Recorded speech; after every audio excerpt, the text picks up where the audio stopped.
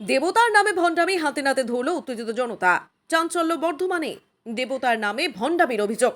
বড়সড় প্রতারণা চক্র হাতে নাতে ধরল শনিবার স্থানীয়রা। ঘটনা পূর্ব বর্ধমান জেলার শহর বর্ধমানের ৫ নম্বর ইসলাবাদের কিরণ সংঘ এলাকার।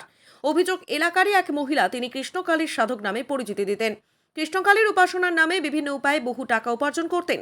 বহু দূর দূরান্ত থেকে আসতেন সাধারণ মানুষ। তার নাকি আছে একটা ইউটিউব চ্যানেলও। অভিযুক্ত সাধিকার নাম মঙ্গলা কোরা। অভিযুক্ত সাধিকার ভণ্ডামি অবশেষে সামনে আনলো স্থানীয় এলাকার মানুষজন। ভণ্ডামি হাতে নাতে ধরতেই উত্তেজিত হয়ে জনতা মন্দির থেকে ছুঁড়ে ফেলে মন্দিরে থাকা দান সামগ্রী, কাপড়, গামছা সহ বিভিন্ন জিনিসপত্র। খবর পেয়ে ঘটনাস্থলে পৌঁছে পরিস্থিতি নিয়ন্ত্রণে আনে বর্ধমান থানার পুলিশ। অভিযুক্তকে আটক করে বর্ধমান থানার পুলিশ। স্থানীয়দের অভিযোগ, যিনি নিজেকে কৃষ্ণকালীর সাধিকা বলছেন, তিনি নিজে কোনো একটি চিটফান্ড সংস্থার সাথে যুক্ত ছিলেন। পরে সেই সংস্থা থেকে তাড়িয়ে দিলে অভিযুক্ত মঙ্গলা কোরা দেবতার নামে ভণ্ডামি শুরু করেন। অভিযুক্ত মহিলার স্বামী একজন ফুচকা বিক্রেতা বলেও দাবি স্থানীয়দের আরও অভিযোগ, ওই মহিলা বলতেন শ্রী রামকৃষ্ণ নাকি মাকে পাননি, তিনি কৃষ্ণকালীকে পেয়েছেন।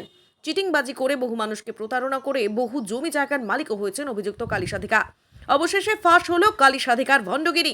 অভিযুক্ত মঙ্গলা কোরার চিটিং কীর্তি। অন্যদিকে কৃষ্ণকালী মা নামে পরিচিত সাধিকা মঙ্গলা কোরা বলেন, আমি কোনোদিনই বলিনি যে আমি ঠাকুর পেয়েছি। এখানে কোনো রকম টাকা পয়সা নেওয়া হয় না। আমার কাছে প্রচুর ভক্ত আসেন, তারা যা দেন তাতেই আমি খুশি। যারা ফল পেয়েছেন তারা 1 লক্ষ টাকা পর্যন্ত মাকে দিয়েছেন।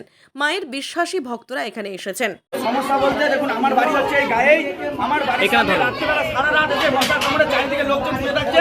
আমার বাড়ির দুয়ারে গিয়ে হেঁটে দিচ্ছে, মুতে দিচ্ছে অন্ধকার থাকতে থাকতে।